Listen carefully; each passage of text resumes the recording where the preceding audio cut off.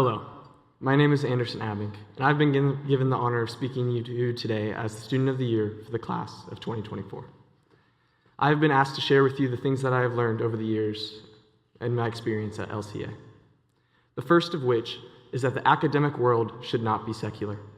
The world tries to tell us that learning and thinking are purely academic activities. However, that is not the case. The things we learn should not be devoid of Christian thought, nor should they ignore the attributes of God. At Legacy, I have learned that we should approach education in a biblical way that sees the beauty of God in science, the faithfulness of God throughout history, the logic of God in math, and so on. The teachers of LCA have shown me how God is at the forefront of all knowledge and the center of all truth.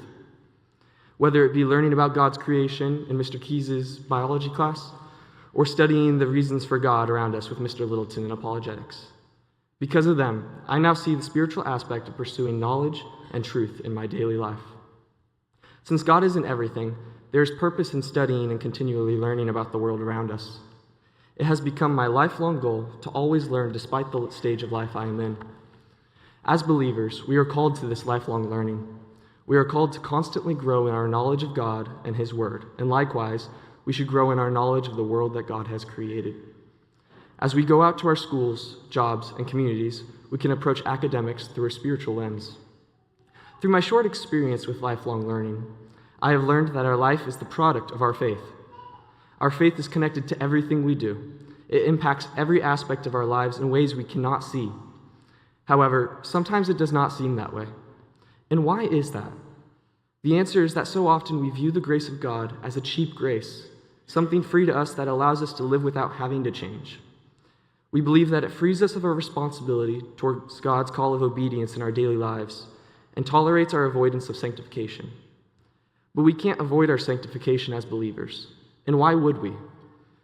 God desires that ultimately our hearts would be aligned to Him.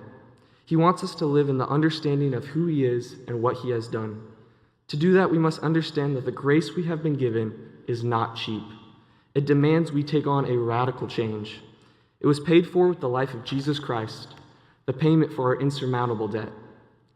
What does it look like for us to live out the understanding that grace is not cheap? It was in searching for what this change should look like that I learned that service is our response. It is our worship. The knowledge of these truths demand action, and it is with our lives that we respond to what we know Romans 12:1 says.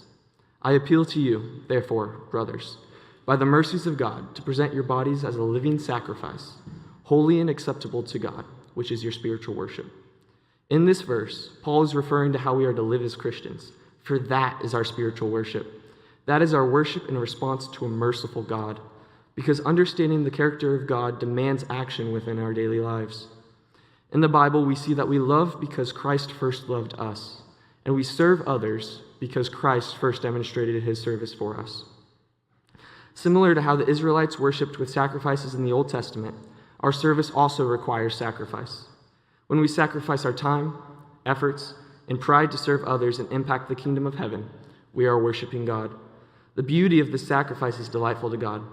Whether it is numerous students spending their summers going on mission trips around the globe, or a full-time teacher spending her free time ministering to the teenagers at her church. It is through these things that I witness the kingdom impact at Legacy Christian Academy.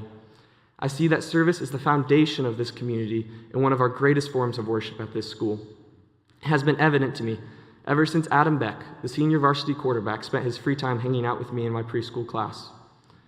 This heart of service is the beauty of our community, class of 2024. My hope this morning is that we will never lose that. It is that we would continue to grow and build on our service towards each other, because this is our response to the understanding of the grace we have been given. And that understanding only comes through our continual growth in the knowledge of God's Word.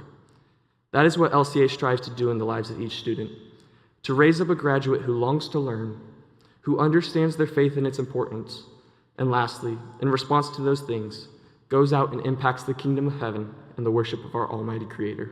Thank you.